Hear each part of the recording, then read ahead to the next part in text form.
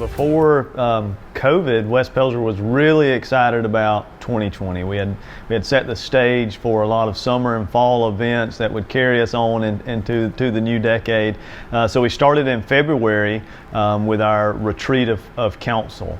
And so as part of that, we did a strategic plan where we looked at short-term, medium-term, and long-term goals. And we started talking about the long-term goals of a new public works facility or a new park on the west end of town. And even short-term goals talking about just how do we communicate better, how do we strategize for our budget workshops and retreats with department heads. So we started to think about a lot of things that we could do immediately, but we had started to set the stage for what some of those long-term goals would be. And then, as you know, ultimately COVID allowed us to take a chance to regroup and maybe rethink about the way that government was operating for our citizens and things that we could do better. We had set the stage for the development of what we called putting clothes on the mannequin. We've done a really good job the past four years of building a framework and a fabric in town of new businesses, new events, new festivals. And so we were looking to put clothes on that. We were looking to start planting trees in town, to do a lot more beautification in our park, kind of dressing it as we would say. Long-term goals that we were already thinking about was how do we start to get that lease on that property that's maybe next to the river, so that we could say that we have the Saluda River in our backyard as well. And again, a lot of those things got put on hold, but they're still on our strategic plan board. They're still part of our budget that we passed, and we'll revisit that in January of 21.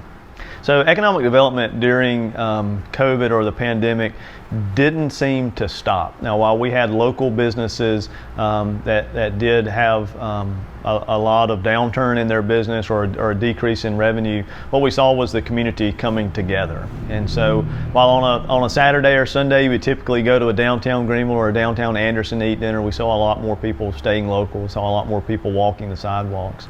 And so we've been fortunate that the majority of our businesses have been able to stay open, have been able to stay afloat.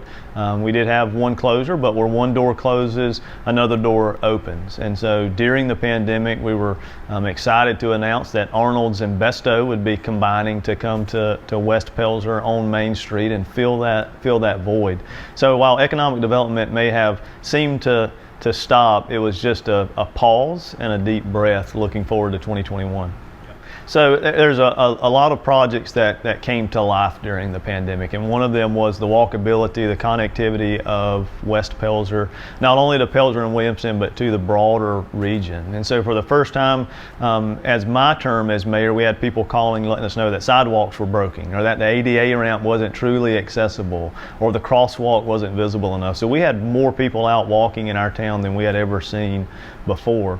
And so we started really digging into the big idea of how do we connect to other communities. And so I'm confident in the future that you'll see resolutions passed from West Pelzer, Pelzer, and Williamston that we're ready to partner on a connection that would tie the three towns together, that would connect to our central point, which is Palmetto Middle and Palmetto High School. From there, I think that it's endless where we could go. With connectivity, I'd love to see a greenway that would connect over to Piedmont and the river along the Saluda River. I think there's about 17 or 18 property owners that it could take to make it happen. I always think about what a legacy project would be as mayor, and if I had my wishes, that would be one of those legacy projects that I could say started during a pandemic. And you mentioned the other towns. Has cooperation been good among Pelzer and Williamston and West Pelzer? Yeah. Cooperation has always been great amongst the three communities. The mayors continually talk to each other.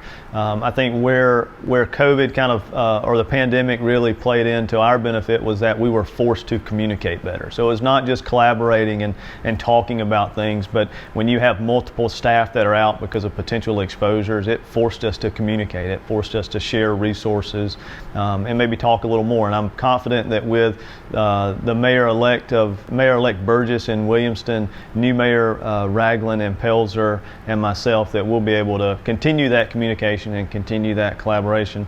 I've joked with both of them that I'm the elder of the Tri-City area now, albeit at 38. The county has been more than supportive, both pre-pandemic, during pandemic, and hopefully post-pandemic. Have had nothing but rave reviews of our emergency services department and Mr. Baker and how he relays the information to us as far as what the current counts are, but also where testing would be held at. He's been great, or the county has been great in being able to give us resources for how we should handle the transparency of what can we tell the community, what do we need to make sure that we understand better before we release numbers or before we talk about specifics. The county's also been helpful when we start to look at, say, police officers that end up having to be out because they've been potentially exposed to a positive case. They've sent extra patrols over. County Public Works has sent extra people over to help with some of our just simple work orders.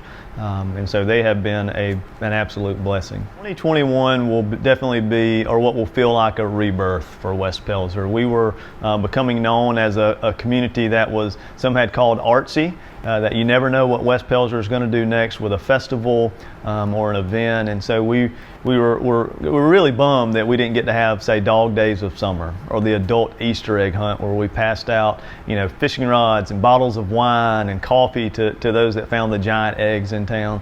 We were really looking forward to those sort of things. And we really hope that in 2020 that kind of the pandemic would be over so that we could kind of end the year on a really cool Christmas parade and beard and biceps and kind of bring that back. We weren't fortunate to be able to do so, but we're already planning for what 2021 could be. And so in 2021, I think you'll see us rebirth some of those great things that you had seen in the past, but I think you're going to see a stronger community.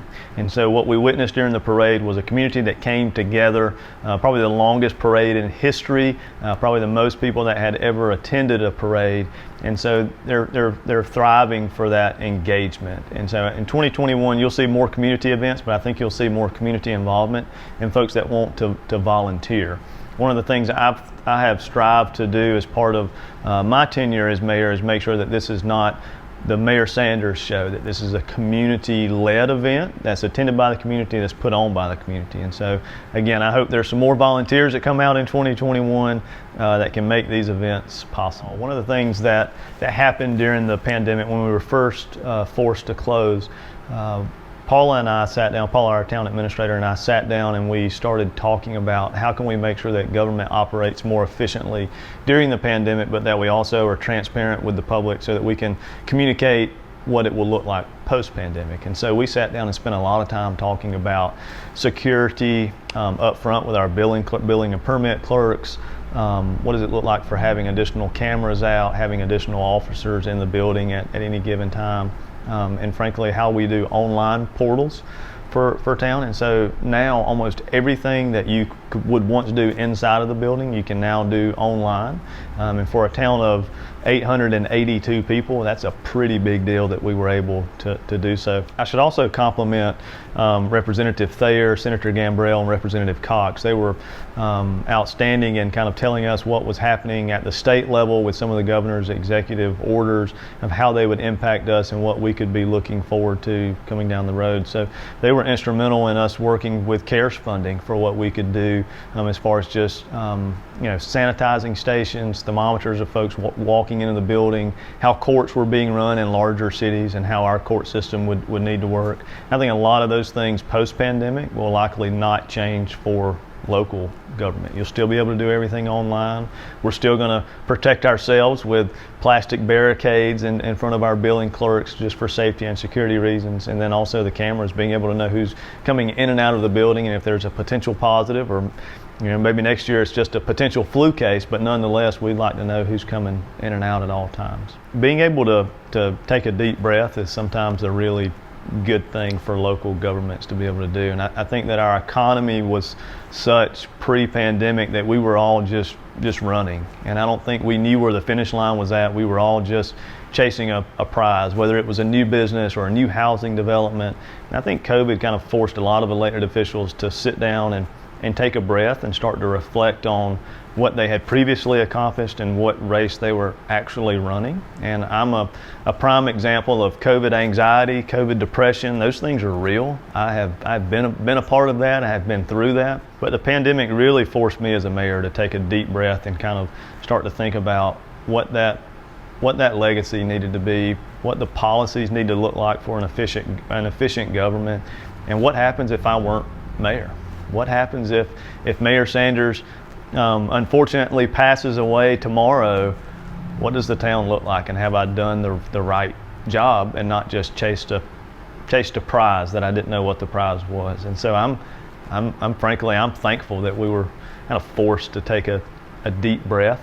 I think Mayor Roberts, Mayor Crenshaw, Mayor Durham, Mayor Ragland, I think they would all agree, Mayor Gentry, I think they would all agree that we will be stronger as a county and we will be stronger as a municipality because of what we've been through the past 9 months.